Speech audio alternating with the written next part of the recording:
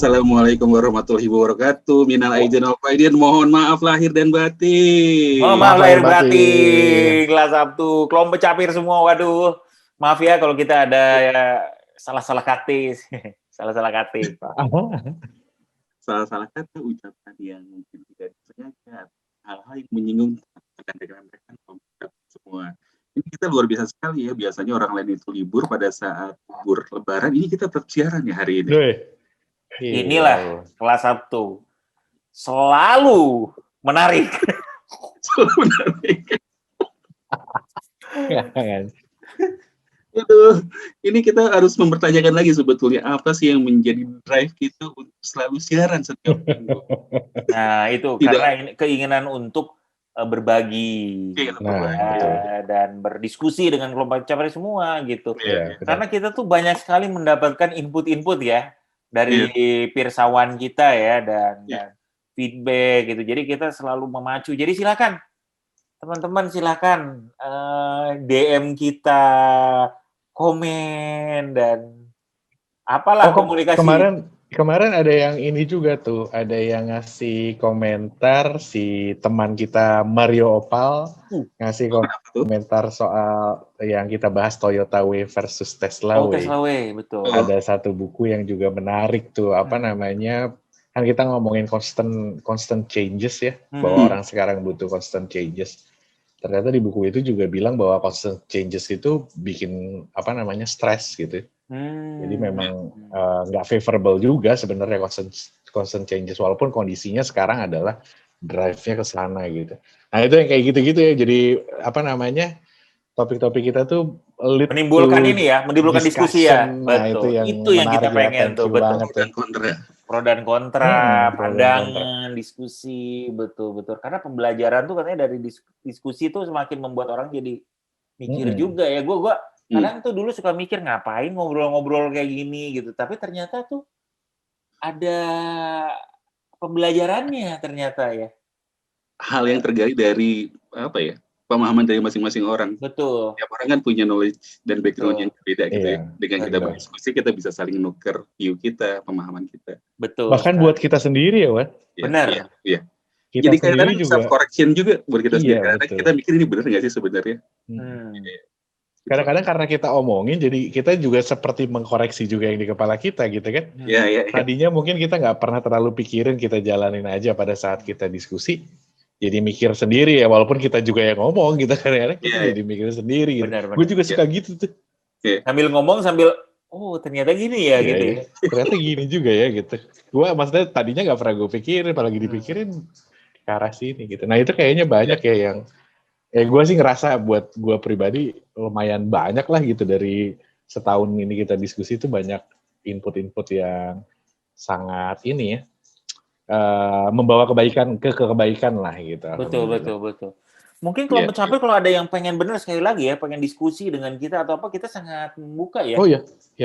Atau mau jadi diskusi live kali ya? Ya.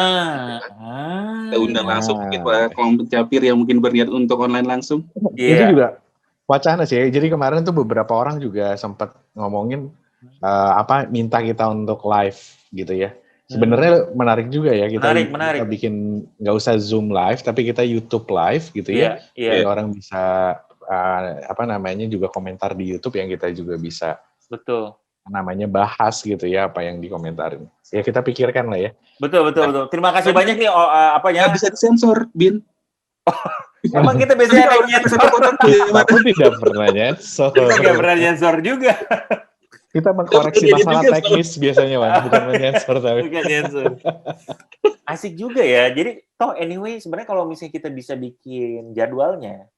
Jadi misalnya minggu ini jadwalnya jam segini ya. Bisa dibikin live dan tetap aja sama kayak gini. Iya betul. Kan anyway ini kita live kan juga gitu. Bisa juga betul. Kan. Bisa banget. Waduh, ini sebuah thank you nih teman-teman ya kelompok capir ya. Kita benar-benar dari semua kelompok capir ini feedback-nya tuh really appreciate ya kita jadi mari kita maju bersama ya. Maju bersama. Luar biasa. Oke. Buat topik minggu ini kita lanjutin dari minggu kemarin aja kali ya. Minggu kemarin kan kita sempat diskusi nih, Ebin sempat ngasih tahu juga bahwa keterima sekolah ya, Bin ya. Oh, betul. Ya. Betul. Nah, ya betul. Sekolah gue sebenarnya ada di sedikit lagi di Lund. Di Lund. Ya. Nah, pasti kan kalau mau persiapan sekolah, pasti kan banyak persiapannya. Ada yang perlu diberesin lah kayak gitu ya. Mulai dari misalkan hal-hal yang paling standar, akomodasi, terus gimana nanti sekolahnya bakalan seperti apa gitu ya. Itu pasti jadi sesuatu yang bikin resah juga sih. Betul. Ya, gue ingat waktu berapa kali mau coba sekolah keluar, waduh itu bingung banget. Benar. Karena pertama mesti berhenti kerja, mesti nyiapin uang, mesti ninggalin keluarga gitu ya. Benar. Hal yang nggak pernah kepikiran dari awalnya sih. Cuman ya harus dijalanin aja kan. Nah, tapi tiap orang pasti punya permasalahan yang berbeda kan. Mari kita gali sedikit nih. Kalau Ebin sekarang kayak gimana nih persiapannya dan apa sih yang menjadi keresahannya? Iya. Nah, Wan, satu juga Wan. Jadi kalau bicara tadi ya persiapan teknis, administrasi dan teknis is one thing dan memang itu juga pastinya susah apalagi di luar negeri gitu ya. Cuman yang nggak kalah penting adalah persiapan mental sebenarnya. Oh iya. Karena benar. ini benar-benar masuk ke dunia yang berbeda ya sebenarnya ya. Betul. Gue juga banyak banyak harus shifting. Misalkan Ebin sekarang bos di kantor gitu. Jadi mahasiswa kan beda soal. Udah nggak ada urusan lagi lo bos di kantor gitu. Ini lo gitu. Yang gitu-gitu tuh menurut gue juga harus sesuatu yang harus ada di kepala Bin sebenarnya. Udah mulai disiapkan di kepala gitu. Bin yang gue rasain dulu rasanya dari pekerja ke student turun kasta loh. Kenapa tuh? Mungkin lu udah naik ke terlalu tinggi lu. Bukan. Jadi agak enggak dulu kan punya pendapatan lah ya, dapat gaji segala macam di sekolah ya ada minim lah gitu ya. Dulu yang biasanya kalau ke supermarket suka ada kayak white brand stuff gitu ya. Gue akhirnya jadi makan hal-hal yang diskonan, yang murah segala macam. Terus waktu ini gue mikir kayak ini hal-hal yang akan gue makan kalau misalkan gue kerja gitu. Iya. Oke. Itu perlu dipikirkan juga ya, jadi ya. Itu yang kata Rakib siap mental juga sih sebenarnya. Benar. Ya betul sih ya, itu jadi salah satu yang gue pikirin juga ya. Itu sesuatu hal yang gue pikirin juga. Dan kalau konteksnya kalau gue mungkin karena ada usaha lah ya yang dilakukan kan. Maksudnya ada consulting yang lagi jalan nih kita sekarang. Dan cukup naik tuh gimana nih akhirnya gitu ya. Dan akhirnya gue memutuskan pertimbangannya apa? Nanti harus berhenti. Kalau berhenti suruh gimana? Mau tutup dulu atau gimana nih? Atau misalnya seperti kayak gimana? Atau misalnya itu kan atau misalnya ada orang lain yang jalanin dulu atau apa segala macam gitu. Nah akhirnya ada gue untuk yang keresahan itu gue mengambil jalan tengah gitu. Jadi tetap jalan dan gue juga karena apalagi pandemi kemarin itu memberikan sebuah insight. Bahwa lu dari mana aja bisa jalan juga kerjaan lu itu. Betul. Dan akhirnya gue juga ketika kemarin berpikir gue ada di Jakarta sama gue dimanapun juga ya sama-sama aja gitu. Gue juga ngerjain nggak ada bedanya gitu. Mungkin gue tidurnya aja yang mungkin berbeda ya, tapi gue sama tim gue juga nggak pernah ketemu secara secara fisik ya. Secara fisik itu hampir jarang lah gitu ya, jarang banget, jarang lah. Pandemi kemarin mungkin bisa 2-3 kali kita ke kantor gitu ya. Terus jadi akhirnya ini sebuah mungkin bahasa Inggrisnya itu kebetulan gitu ya. Jadi serendipity ya, blessing in disguise. Cuman jadinya di situ gue belajar bahwa ternyata bisa dilakukan gitu, sehingga apa yang menjadi tanggung jawab gue itu masih bisa dilakukan lah gitu. Jadi nggak usah habis banget gue nggak usah seperti nah itu yang akhirnya membuat gue jadi semakin oke gitu. Jadi gue mengaturnya sekarang jadi ada yang jadi gue masih bisa kerjakan, ada memang part dari yang strategiknya, ada partner gue yang ngerjain juga, ada timnya yang ngerjain ya yang biasa memang ngerjain gitu. Jadi masih bisa jalan alhamdulillahnya gitu. Maksudnya setup yang kita persiapkan itu ya sama-sama aja jalan juga gitu. Ya. Dan itu juga membuka ini mungkin sedikit ini juga ya. Tim gue juga jadi ada yang sekolah juga. Akan sekolah juga. Sekolah live di Bandung. Ya, jadi ada apa namanya teman gue, dia itu jadi di tim itu yang sekolah lagi semacam MBA gitu ya di Bandung. Cuman malam. Ya, jadi siangnya bisa ini juga gitu. Jadi ya ternyata bisa loh gitu. Raki udah betul. Menjalani juga tuh kan, ya kan Ki? Yes. Dan kalau lu tuh apa? Hybrid ya? Kalau lu hybrid atau lebih online? Istilahnya blended learning. Blended learning.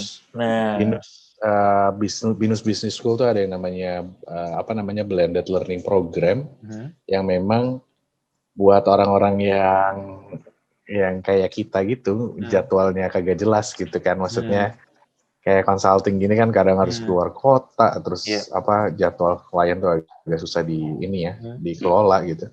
Nah yang blended learning ini solusi banget lah gitu, dan dulu ya kan gue ikutan blended learning sebelum pandemi. Apalagi udah pandemi ya itu gue nggak ada yang berubah dari apa yang cara sama aja kuliah gitu. Memang begitu gitu dari awal, dan nggak tahu ya, kalau menurut gue sih itu bagus banget programnya. Program di Binus itu yang blended learning bagus banget, dan gue belajarnya optimal banget lah gitu waktu di sana. Dan apalagi sekarang semua kampus melakukan hal yang sama kan, gue rasa juga learning betul. cukup udah berkembang lah gitu pastinya dari 2 tahun yang lalu gitu ya. Betul. Lu bisa bikin stiker I already start online learning before it was cool. Gue lagi ngisi seminar, gue udah ngomong gitu lah. Gue udah deh dulu lu gitu, lu nggak usah inilah gitu ya. Jadi gitu kan, kalau misalnya gue keresahannya untuk adjust-nya itu ternyata ya, bukan ternyata ya. Jadi ada beberapa ternyata bisa kesempatan, bisa diatur gitu-gitunya. Itu yang akhirnya kita bisa lakukan gitu. Jadi bagi-bagi. Nah, untuk case gue mungkin alhamdulillahnya karena ini gue bisa punya flexibility lah ya di dalam managing pekerjaannya.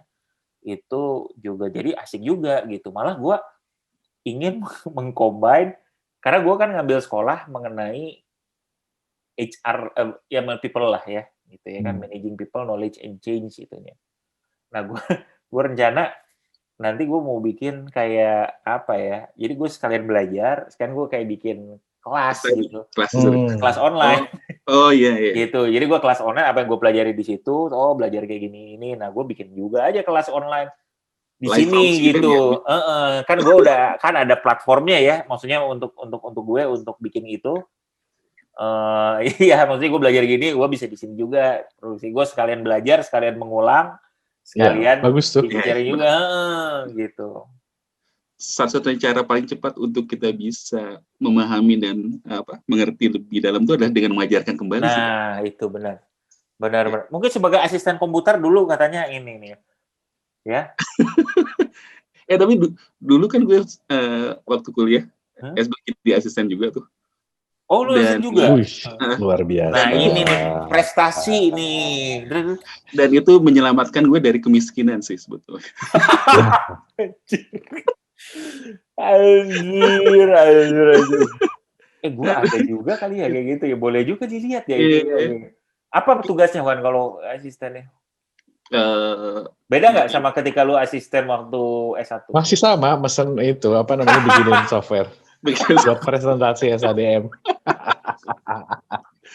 Sama sih, paling nge-assist mereka bikin tugas, grading, apalagi ya, bikin silap ya, asesi dosennya lah, ngajar dikit biasa kayak gitu. Nah, ini mungkin gue sekalian nanya juga Wan, lu waktu itu ya, kan itu mungkin gue nggak tahu ya, secara umur ya Wan ya, lu mediannya di mana? Mediannya di mana teman-teman kelas lu itu? Waktu itu pas. Oh, lu pas ya? Waktu itu sekitar 25-35. Ada beberapa orang yang sekitar 40-an. Oh, jadi lu memang anak yang pas yang untuk di situ ya? Iya. Cuman akhirnya gue ngeliat sih secara interaksi sebenarnya nggak ada bedanya sih. Nggak ada bedanya ya? Berapapun aja ya? Iya. Nah, itu soalnya satu yang gue ini juga. Salah satu yang itu mungkin stigma yang bisa kita pecah kali ya. Nah itu benar. Ya, nah ini betul. Benar. Benar. Itu stigma yang perlu di ini dan apa ya? Gue belum pernah mengalaminya juga sih. Cuma maksudnya ya sebenarnya lu sok aja gitu ya. Terus mungkin juga lu nggak usah. Yang coba gue tekankan dalam hati gue tuh adalah karena gue nggak tahu juga ya. Ini kan mungkin anak-anak, mungkin teman-teman gue cuma pinter-pinter dan punya view yang berbeda dan punya reach juga gitu ya. Nah itu yang mungkin gue perlu apa namanya perlu tanamkan lah. Gitu. Gue udah ini apa namanya mencoba mudah-mudahin. Enggak, bukan kemudah-mudahin ya. Maksudnya gue secara natural tuh senang sih sebenarnya ya apa namanya untuk gue ingin mengklaim diri gue tuh berjiwa muda. Nanti ke kampus pakai ini ya, kaos Stussy, celana Alien Workshop ya. Itu remaja muda tahun 80, tahun 90. Tapi waktu zaman gue kuliah kemarin ya. Iya, nah gimana Gi? Nah. Itu tuh gue ada di median yang atas, walaupun gue bukan yang paling senior di kelas, tapi gue udah di atas. Jadi udah di atas ya? Iya, jadi secara usia sama teman-teman kelas gue mungkin ada di 20-10% di atas lah gitu. Jadi udah lumayan cukup senior gitu dibandingin mereka. Nah itu yang menurut gue mental harus siap tuh salah satunya itu kalau menurut gue ya. Jadi karena ya pada saat di situ kan maksudnya ya apa? Gue juga menekankan ke semuanya ya nggak untuk tidak terintimidasi yang namanya konsultan ya kadang-kadang kan kita bukannya kita suka mengintimidasi gitu, cuman orang tuh mempersepsikan kalau udah kita yang ngomong jadinya ini aja gitu kan, jadinya hal-hal yang gitu yang jadinya kita apa namanya ya apa positioning gitu bahwa kita di sini tuh belajar. Dan gue tuh kemarin itu gue inget banget tuh terakhir diingetin sama salah satu dosen yang cukup favorit ya gue di sana dan pendengar kelas 1 juga, Ibu Anita. Halo Bu Anita. Nah itu juga diingetin bahwa kalau misalkan kita kuliah itu jangan pernah lupa status kita adalah kita belajar. Ini yang tadi gue bilang itu. Karena mindsetnya akan beda tuh. Maksudnya bukannya kita nggak boleh argumen, kita nggak boleh debat, bukan gitu. Cuman argumen dalam rangka belajar tuh akan berbeda sama argumen apa nggak mau kalah gitu ya.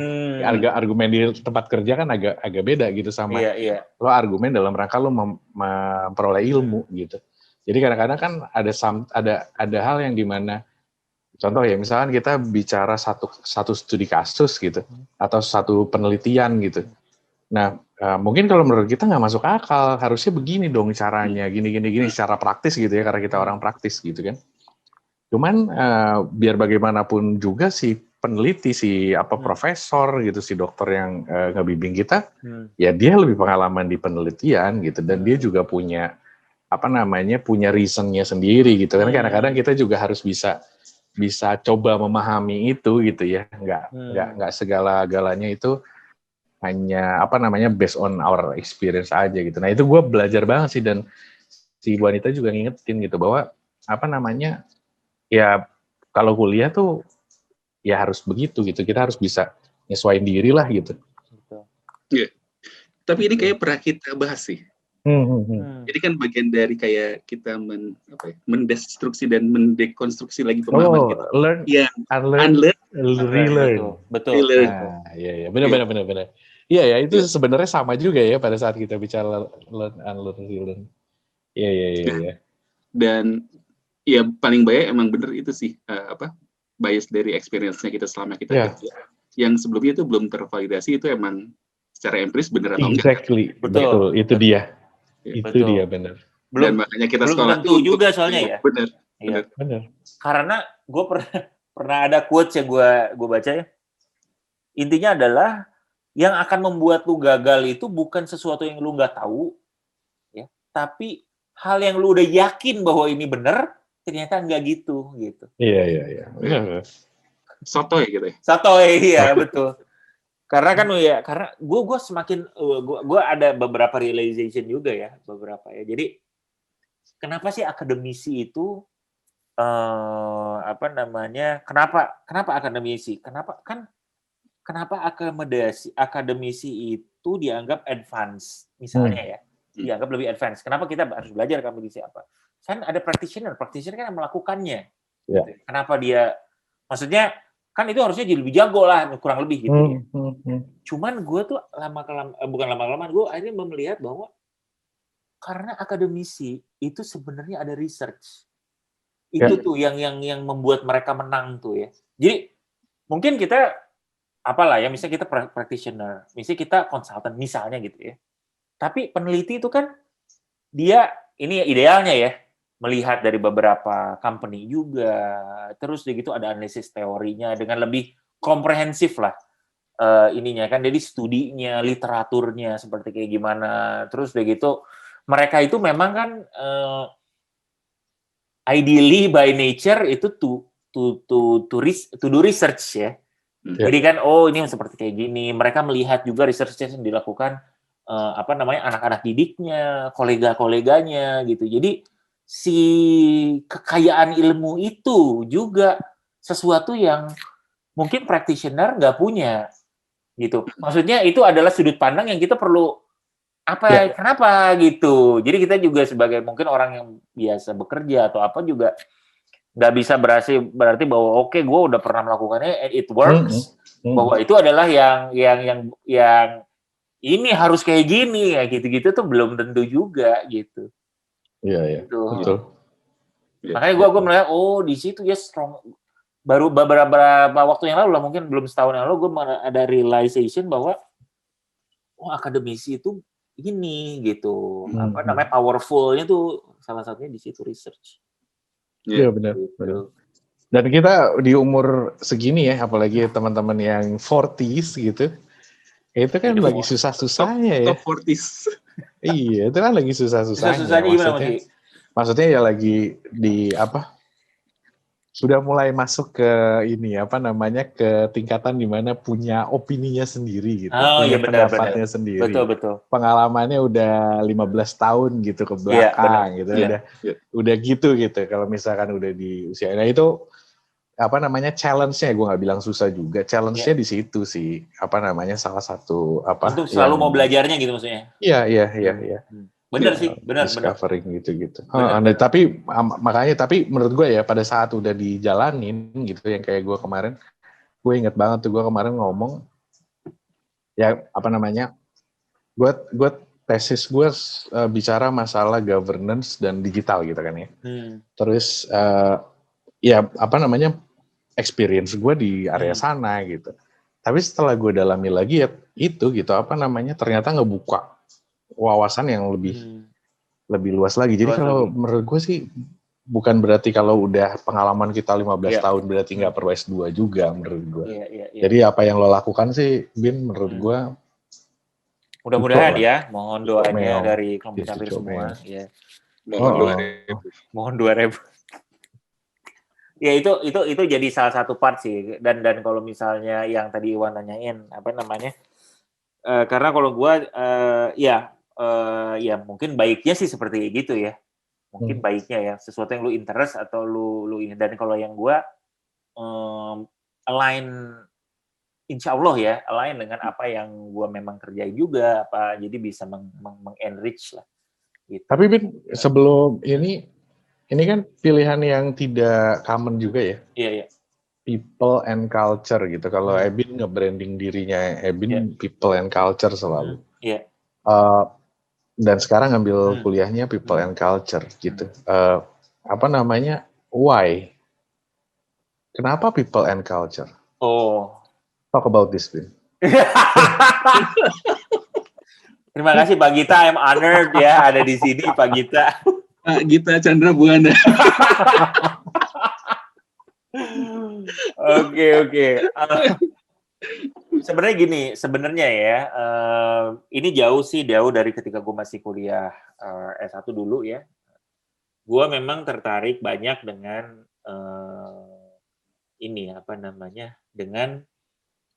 dengan orang, perkembangan orang. Orang tuh jadi sebenarnya ada part psikologi juga ya. Jadi kayak orang tuh jadi seperti kayak gini. Jadi seperti Raki, seperti Iwan sekarang tuh ada background-nya pasti. Pengembangannya kayak gimana, orang tuanya seperti gimana, sekolahnya seperti apa. Itu tuh gue tertarik. Lu sekolah gimana? Raki tuh sekolah anak 81 tuh kayak siapa aja sih di sini gitu. Gitu. Terus dan itu biasanya ada ini ya, Bin? Ada interrelated. Ya, betul. Oke. Gue tuh senang banget ya. Lu dari SMA mana tuh my personal interest-nya tuh gede banget. Gitu, tapi gue juga lakukan itu loh, Bin. Iya betul, makanya gue itu juga, gue juga mapping gitu, bukan mapping ya, gue juga memahami ini background-nya ini siapa gitu, lu berdua satu SMA gitu, tuh gue tahu tuh di kepala gue. Betul, nah itu kan kalau dari sudut pandang gue melihat ini sesuatu yang menarik lah, terus udah gitu juga, nah itu ternyata gue melihat itu ada hubungannya juga nih dengan culture sekolahnya. Adat istiadat di sekolahnya, seniornya gimana, terus bagaimana orang itu dibentuk di situ. Itu kan organization ya, sekolah tuh mau nggak mau juga kan education organization ya, gitu. Terus udah gitu mungkin lu kuliah di mana, anak Unpad nih kenapa sih seperti kayak gini gitu. Ya akuntansi tuh nge-build kita tuh di area mananya sih gitu ya. Makanya gue kadang-kadang suka seneng tuh, gue sampai sekarang masih suka nonton ini YouTube sekolah yang PL misalnya gitu ya. Oh ya? Anak PL tuh kayak gini nih, alumni-alumninya dia cerita, terus PL 99 tuh bikin kayak video alumni apa, gue suka lihat itu kayak gitu ya, senioritasnya kayak gitu ya. Terus gue lihat juga sekolah di Jogja tuh ada yang kayak gitu juga, cowok semua The Brito Jogja, gue lihat juga. Terus gue suka ngobrol BPI. Bukan. Ragini. Aduh, iya. Iya, sering nangkring di situ ya. Aduh, nggak boleh gitu anak SMA. Aduh. Ya udah, itu sih. Jadi kalau misalnya people and culture karena itu. Jadi gue senang, terus udah gitu gue di kuliah juga banyak involved di organisasi gitu yang banyak memikirkan gimana nih orang nih kayak himpunan, AISEC gitu. Mereka tuh kan banyak berpikir bahwa organisasinya bahwa gimana nih memajukan anak-anak akun misalnya gitu. Gimana nih people development gitu ya. Exactly gitu. Jadi gue banyak tuh, ternyata seneng ya gue bikin kayak gini, bikin programnya, bikin engagementnya kayak gimana apa segala macam. Dan setiap orang kan ada, dan setiap organisasi ada culture-nya juga. Ada orang-orangnya kayak gimana, orangnya di developnya kayak gimana. Terus orang tuh jadi keren gara-gara apa sih gitu. Terus gue kan masuk company gitu, company ini culture-nya kayak gini nih, mereka ngedevelopnya kayak gini, sehingga performance-nya kayak gini, orang tuh gila, orangnya itu dididik seperti kayak gini, sehingga performance-nya seperti kayak gini, orang tuh anaknya siapa, terus dididik orang tuanya kayak gimana, jadinya kayak gini, nah gitu-gitu tuh gue seneng gitu. Jadi itu sih lebih background gue, makanya dulu dari karirnya sempat di finance, cuman akhirnya pindah ke HR karena gue lebih pengen banyak mungkin ngerjain yang kayak gini-gini sih gitu. Dan klien gua juga banyak nih sekarang yang model kayak gitu kan. Intinya mereka pengen untuk lebih perform lagi, lebih produktif lagi. Nah, dari sisi people-nya kayak gimana gitu. Nah, kuliah gua kan managing people, knowledge and change. People, knowledge-nya, jadi kayak knowledge management kayak gimana, and change. Pastilah itulah change management terus gitu apalah. Digital transformation, HR transformation, itu kan change ya. Jadi menurut gue menarik nih, gue pengen banyak belajar sih di situ gitu. Ininya mungkin teorinya, approach yang berbedanya kayak gimana gitu, mungkin pandangan yang lainnya juga seperti apa. Itu sih yang jadi menurut gue pandangan yang menariknya lah. Gitu. Bin, nanti itu itu berapa tahun tuh kuliahnya? Setahun aja. Setahun. Cukup. Setahun. Kalau nggak sampai setahun. Agustus mulai Juni kayaknya udah selesai. bulanan efek. Iya. Itu udah termasuk apa? Prestis gitu. Kayaknya ya. Pack banget dong ya. Pack. Ya gue nggak tahu memang SKS 60 SKS. 60 SKS. Pack lah gila, setahun. Pack banget lah. Kita aja 1 147 kan? Iya 144. 147 kalau misalkan buat nambahin 5 tahun. agak tinggi. Waduh. Bener juga nih, gue gak kepikiran sampai sana nih. Gue kepikirannya pakai, wah di sana bisa jalan-jalan. Enggak, ternyata mungkin belum tentu ya. Tidak ada itu. Terus, gitu. Gue baru mikir juga, bener juga ini pertanyaan valid ini. Gue lihat, anjir, ini setahun nih. Wah lumayan juga, ini lebih terjangkau setahun. Kalau 1 semester 30 SKS mah gila loh itu. Iya, nanti gue lihat deh. Berat loh itu. Gue lihat lagi. Karena mungkin nanti hubungannya dengan usaha yang nanti bakalan disambi juga kan. Iya, betul. Gimana caranya bagi waktu segala macam itu mesti dipikirin juga sih. Betul. Ya, itu betul dipikirkan. Itu kan idealnya ya, nanti kita lihat ketika berjalan. Belum lagi rekaman kelas Sabtu ini kan juga harus diatur. Oh, ini justru makan waktu ya. Gitu kan. Aduh. Berangkat tuh berarti kapan tuh? Per Juni ini? Jadi sebenarnya sekolahnya tuh mungkin akhir Agustus. Sekolahnya sebenarnya. Cuma istri gue, Ninit itu mungkin kayaknya dia Juli udah sekolah. Jadi gue tuh Juli udah sekolah Ninit. Karena dia beda kan, jadi karena PhD, jadi jadwalnya nggak ngikut sama musim perkuliahan pada umumnya gitu. Kalau misalnya gue ikut pada yang jadwal biasa lah. Mereka biasanya ada mulai September, terus ada satu lagi di tengah-tengah Februari atau apalah gitu. Jadi setahun ada 2 kali biasanya. Walaupun yang paling itu seperti kita nih, mulai itu Agustus kan biasanya kuliah ya. Kita juga dulu kuliah Agustus kan mulainya. Agustus ya? Ya, Agustus mulai. Agustus September lah. Agustus. Jadi Agustus mulai. Nah, gue lagi merequest lah ya, apakah bisa nggak resident permit itu mulai dari lebih awal gitu. Jadi ya Juni lah. Karena tadi ya. Mid-Jun bisa. Jadi bisa berangkat bareng atau apa. Karena untuk case gua ininya tetap beda visa application-nya, karena gua nge-apply sebagai student juga, itu student juga dan beda, dan ada agak unik sih ya, mungkin kalau sekolahnya Ninit itu dia ya pokoknya pengurusan visanya agak beda ya, karena universitasnya bukan universitas dari negara Swedia, yaitu ada universitas dari UN. Nah kalau gua universitasnya tuh memang ya universitas ini Swedia lah, jadi diurusin sama si ininya gitu kan, negara Swedia ininya portal pendaftarannya apa segala macam gitu. Jadi itu sih yang lagi diurus sekarang gitu. Mudah-mudahan akomodasi segala macam udah dapat. Nah, kalau untuk case gue akomodasi belum. Jadi ditanyain. Jadi kalau misalnya ini sesuatu yang memang perlu dipikirin juga ya, kalau pencapir mau sekolah ini. Kalau gua sebenarnya gini, kita di regulationnya kalau di Sweden itu ada EU, European Union citizen dengan non-EU. Oke. Kalau European citizen itu sekolahnya nggak bayar, tuition fee-nya gratis. Ya, karena mereka part of EU, orang Swedia sendiri atau EU itu gratis. Kalau non-EU bayar.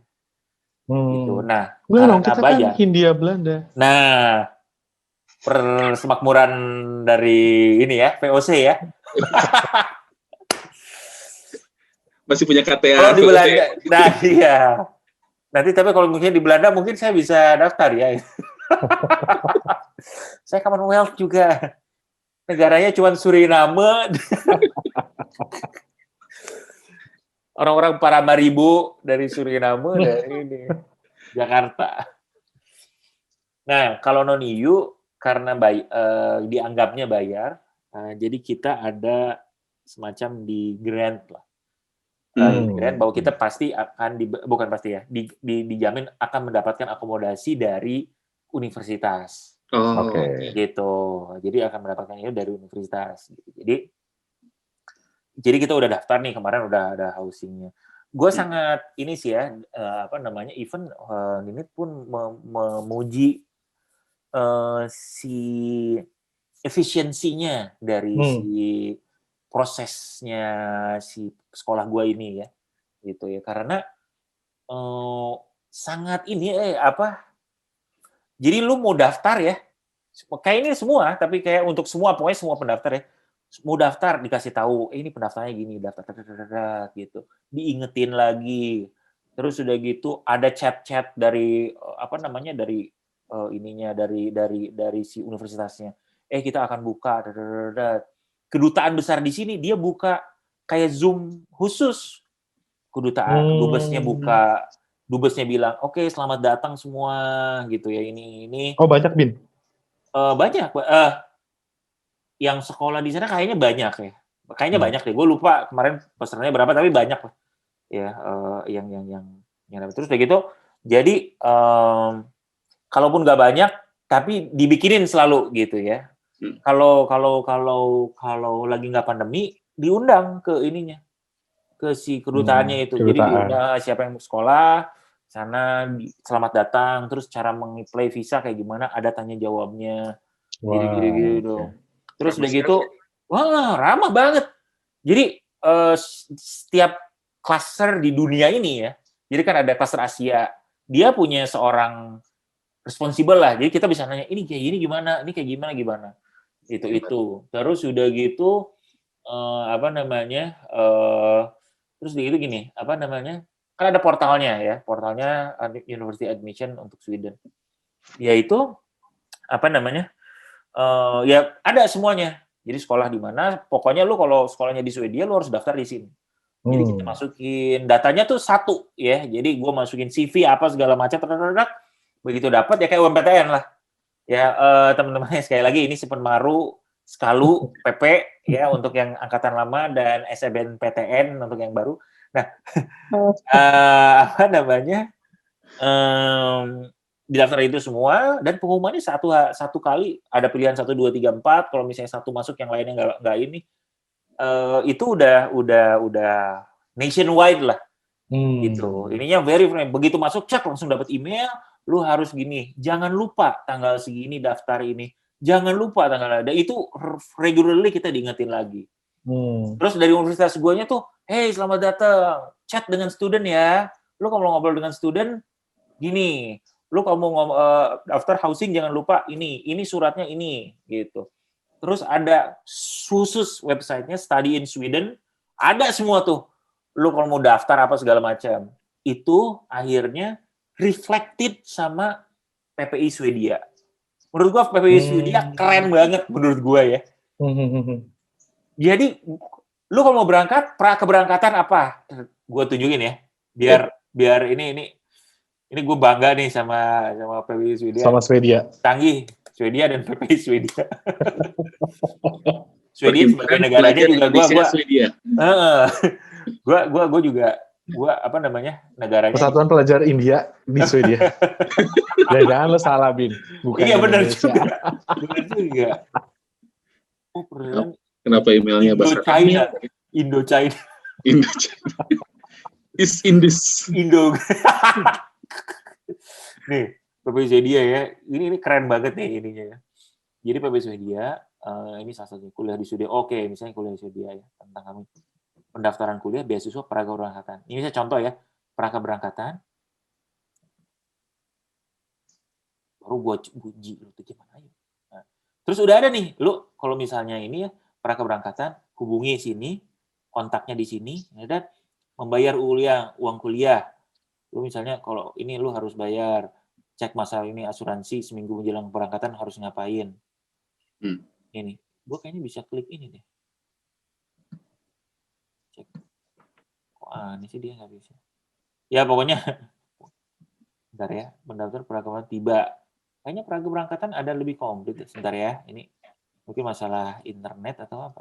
Jadi dari setiap ininya ada nih, apa namanya, membayar uang kuliah, apanya, segala macam. Terus di ini bisa dibuka lagi nih harusnya. Kok nggak bisa ya? Tapi rapi Ya loh. udah. Sampai Rapi. bikin step kayak gini tuh. Step by step. Hebat ya. Edan banget. Edan banget menurut gua ini. Mana ya? Kok nggak bisa dibuka ya? Tuh, bahkan mereka sudah ada panduan Nih. pengalaman produksi podcast ala podcast dari Swedia. Tuh, nih, cek masa berlaku paspor. Cek di sini. Asuransi kesehatan itu seperti apa? Mau informasi, gini. Informasi lebih lanjut di sini. Mendaftar residence permit itu seperti gimana? Mencari akomodasi. Nih, barang bawaan, bajunya apa aja. Menurut gua nih, gila. Asik. PPI Swedia. Bin, jadi ketua PPI Swedia nanti. Enggak. Udah gitu cuma setahun lagi. Iya. Gitu daftar langsung pulang. Nah, terus dia ada ininya. Ini.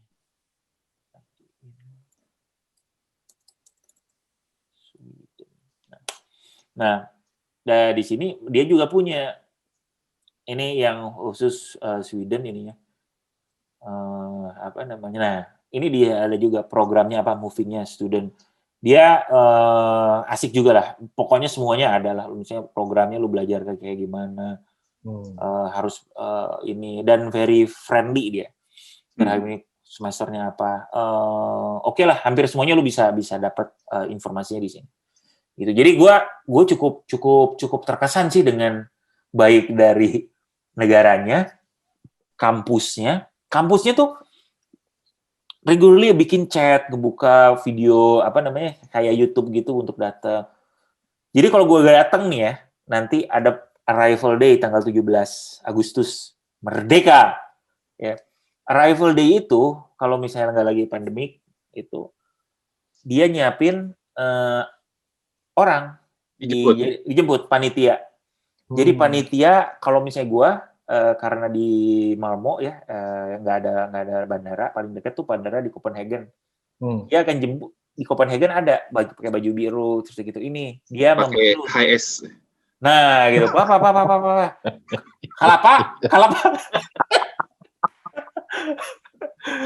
kalapa lepe gitu.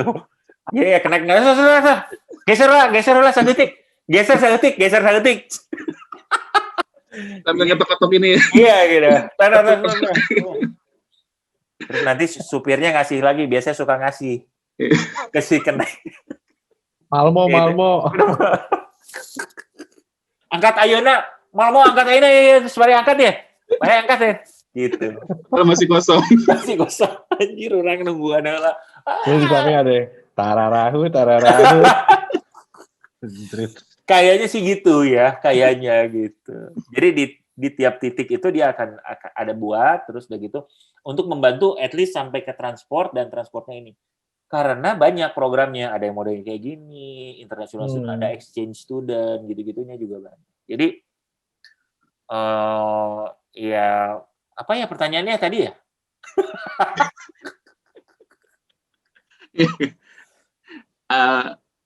Apa aja yang perlu dipersiapkan? Oh iya, itu tadi udah ada lengkap ya di sana ya. Website semuanya. Gak usah. Gila menurut gua anjir ini gila banget menurut gua. Bin gue mau nanya deh. Lo scholarship kan ya? Iya, alhamdulillah. Iya. Ini dong Bin, kasih tips dan trik siapa tahu ada teman-teman yang gimana sih caranya nyari scholarship yang kayak gitu. Apa yang perlu dipersiapkan, nyari gimana? Nyarinya kan bingung nih gue juga dulu sempat gimana caranya nyari scholarship? Jadi gitu. Pertama ya emang lu harus nyari sih ya. Ya banyak lah. Jadi pertama gini. Kalau daftar ke Swedia, dia udah langsung ngasih tahu. Lu mau daftar ke sini, apa aja scholarship yang kita punya. Swedia tuh punya beberapa scholarship dari universitasnya. Ada yang mungkin kalau apa namanya, kalau kayak apa si Inggris itu apa namanya? Hogwarts. Chevening, Fulbright gitu kan. Oke. Nama Swedia juga kasih tahu dia negaranya ada punya SI namanya apa? Swedish Institute ya. Itu terus udah gitu dan kalau lu dari mana lu dari Indonesia, diklik Indonesia keluar apa aja yang beasiswa dari Indonesia, LPDP. Yang applicable gitu buat gitu, lu gitu. Belum lagi Europe punya kayak Erasmus gitu-gitu. Jadi sering-sering lihat aja. Terus yang sering gue lihat adalah Twitter, ada Twitter dan Instagram inilah apa beasiswa Indo atau apalah gue ikut selalu gitu. Itu yang pertama sih. Gue lihat dong pertama sebagai Indonesia, lihat LPDP, lihat umur, anjir nggak bisa lagi. 35 LPDP, tolong dong, gimana nih, Man? Iya, tapi benar maju ya. Nih, hah? Katanya pendidikan sampai akhir hayat ya. Jangan dibatasi oleh umur. Iya, dibatasi umur gitu. Ya udah, itu pokoknya ya lu lihatlah lah. Yang pertama adalah lihat. Satu. Yang kedua, menurut gua, yang gua lakukan ya, yang kedua adalah dilihat ininya apa namanya. Sesudah lihat beasiswanya apa. Nah, gua hanya daftar 2. Karena 2 itu yang mungkin untuk gua daftar aja. LPDP nggak mungkin, dan lain-lain nggak mungkin. Jadi untuk daftar dari kuliahnya, dari si universitasnya, sama dulu dari yang si pemerintah Swedia ini. Gitu.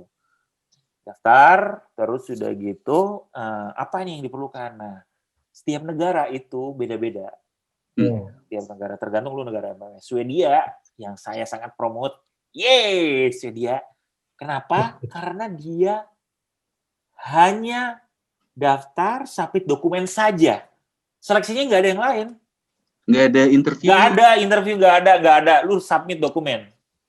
Ya. Ada bikin essay atau segala macam? Bikin essay. Tapi Swedia efisien. Lu bikin essay berapa? Ya misalnya yang lain berapa lembar apa? Enggak. Swedia itu ada 4 pertanyaan. Lu jawab masing-masing itu dengan concise mungkin 200 kata atau 400 kata per pertanyaannya itu. Terkait apa? Wawasan kebangsaan. Oh iya. Gila lu. Wawasan kebangsaan Iya. Kebetulan kan saya Viking ya. Viking Bandung. Itu. Viking bersaudara. Ditanya kan nomor kartu anggota Viking nomor berapa? Itu. Oh, saya Viking langsung jalur khusus nih. Gitu. Persib nu aing, oke lah. Nah, beda-beda. Yang gue tahu Amerika lebih komprehensif, bukan komprehensif, dia lebih banyak lah perlu minta banyak ini itu apa segala macam.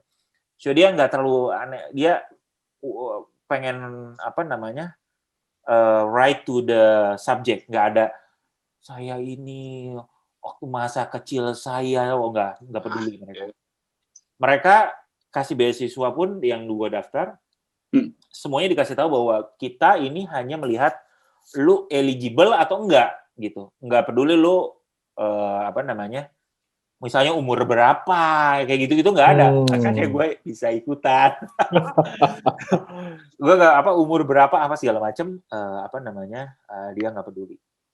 Jadi dan itu terrefleksi negaranya, efisiensi negaranya, si program scholarship-nya dan segala macamnya itu efisien gitu. Jadi gue juga, nah cuman tantangannya ya beda. Lu bagaimana caranya menuliskan apa yang lu pengen dengan sedikit pas tapi ketahuan gitu ya. Jadi ada pertanyaan-pertanyaan itu ya simpel sih. Lu pengen kontribusi apa? Nanti kenapa lu pengen sekolah di Sweden? Kenapa lu sekolahnya milih ini gitu. Kurang lebih kayak gitulah. Ya dapat itu pertanyaan-pertanyaan yang kita harus jawab, ini seperti apa, ini. Terus sudah gitu ada CV biasa, terus dia ada proof of leadership and proof of work. Jadi lu pernah kerja di mana? Pernah kerja di sini, harus ada yang tanda tangan bahwa lu emang kerja di sini. Tanda tangan cap lu pernah kerja di mana.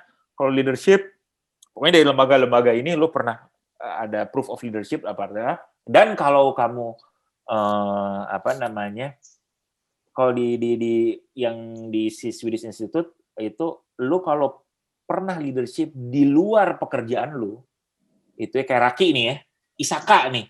gitu. Itu termasuk sesuatu yang di luar dari pekerjaan dan lu doing something for community itu merit. Lu lebih dapat apa namanya? dapat nilai tambah. Dapat nilai tambah gitu. Ya udah, gua pokoknya isi gitu. Nah, itu si ininya ya yang concern-nya adalah keselarasan antara yang perlu diperhatikan adalah antara karir lu, apa yang lu pengen lakukan dan si sekolahnya. Gitu. Itu jadi lu harus selaras gitu. Lu pengen ngapain dan mereka tuh menurut gua ya. Dan gua mencoba membuat si apa namanya si essay gua itu se-concise mungkin gitu. Jadi mereka bertanya, "Lu pengen bikin apa?" "Saya pengen bikin ini." gitu. Jadi enggak ada karena saya sangat passionate terhadap itu tuh enggak terlalu ini kayaknya ya. Ya mungkin saya suka gitu tapi ya terus apa gitu. Lu ngerjain ini yang mereka cukup suka ya kayaknya di banyak-banyak CV juga suka sih. Put numbers. Jadi misalnya gue melakukan ini selama 4 tahun, gue melakukan berapa project ini impact ke berapa orang, terus ini jadi ada kebayang sama mereka. Itu sih yang menurut gue banyak apa namanya melihat itu satu. Terus ya gitu salah satu yang gue belajar adalah membuat si essay lu itu apa ya di package bahwa itu signifikan. Maksudnya kalau lu sekolah di sini itu akan signifikan terhadap perkembangan lu, terhadap pendidikan, terhadap karir lu, terhadap kontribusi lu, gitu. Apa yang lu lakukan selama ini juga signifikan, kritikal, kontribusinya tuh, impact-nya tuh besar, gitu-gitu. Ya gitu sih, kalau misalnya menurut gua setelah kita lakukan, banyak berdoa. Karena itulah yang menarik ya. Menarik banget. Prosesnya dan juga. Bisa ya, I want PhD. Iya, asik. Bin itu scholarship-nya full, cover apa aja? Kalau gue alhamdulillah ya, jadi gue tuh yang ininya Swedish Institute, jadi sekolah tuition fee-nya, apa namanya biaya hidup, ya jadi ada living ada monthly allowance, terus tiket pulang pergi, insurance. Ya, gitu. Udah sih itu sih. Wah itu sih udah bisa hidup dengan nyaman sih. Alhamdulillah banget. Alhamdulillah. Ulang makanya kemarin salah satu yang ini adalah ini anugerah. Iya. Anugerah terindah. Anugerah terindah yang pernah dimiliki. Keren. Gitu. Jadi apa namanya?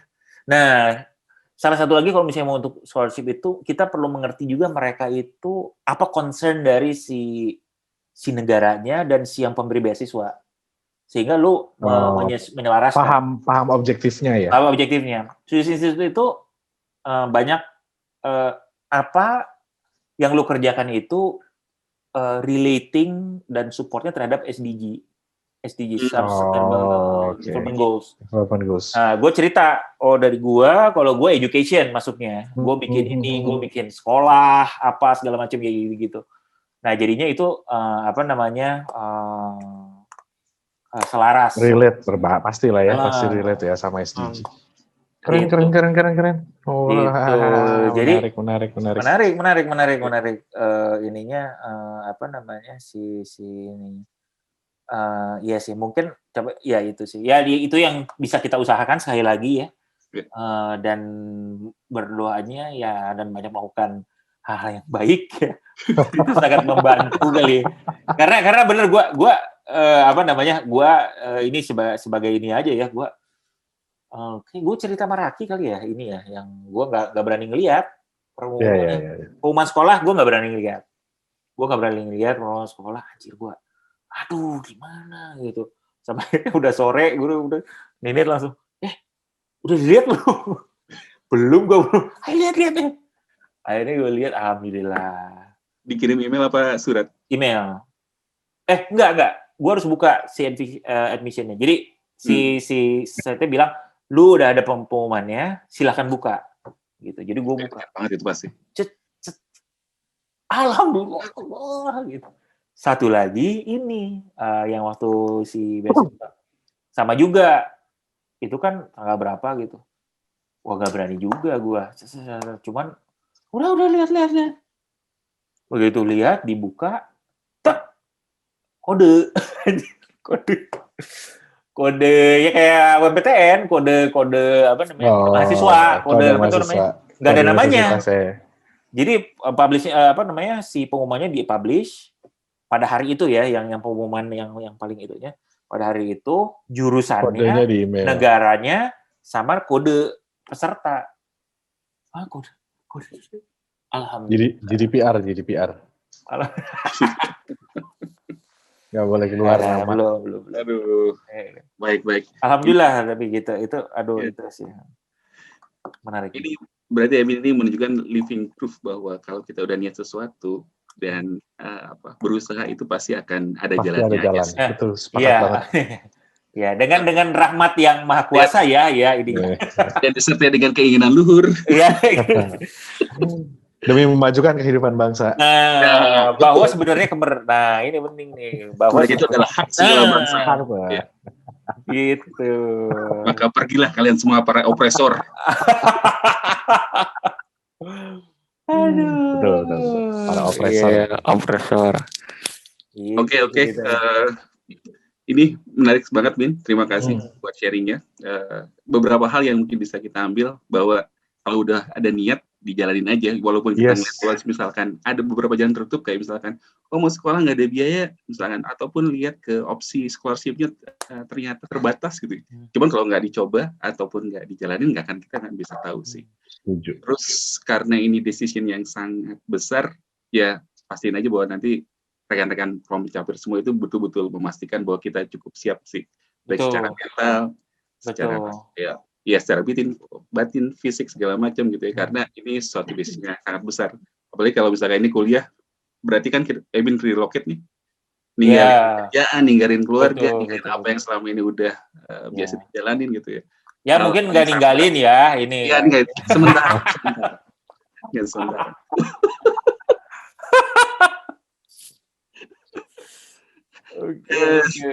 Dan kalau mungkin untuk memastikan bahwa kita bisa dapat, misalkan tadi scholarship-nya, pastiin bahwa kita bisa comply dengan segala requirement yang dipersyaratkannya, memastikan bahwa kita bisa mengikuti apa-apa yang dipersyaratkan, kayak misalkan tadi tuh semudah mungkin atau sebisa mungkin lihat requirement-nya apa yang dan interest-nya apa sih gitu ya. Iya. Misalkan Ebin ternyata di highlight suka Swedish House Mafia gitu ya, sebagai part of apresiasi pengen kuliah di Swiss. Bukan, saya bilang suka ABBA. Tiap hari makan Swedish meatball mungkin. Gitu. Saya kebetulan punya kursi IKEA 2 gitu ya. Itu sebagai bukti yang mendukung produk-produk Swedia. Perekonomian nih. Jadi ya persyaratan itu harus betul-betul diperhatikan agar memperbesar chance buat kita dapat si scholarship-nya itu sih. Oke. Ya paling itu aja untuk minggu ini. Makasih Ebin atas. Alright, sama-sama semuanya untuk share juga. Sampai ketemu. Mohon maaf lahir batin. Maaf lahir batin. See you. Mohon maaf lahir batin. Minal aidin wal faizin. Wassalamualaikum warahmatullahi wabarakatuh. Waalaikumsalam warahmatullahi wabarakatuh. Bye.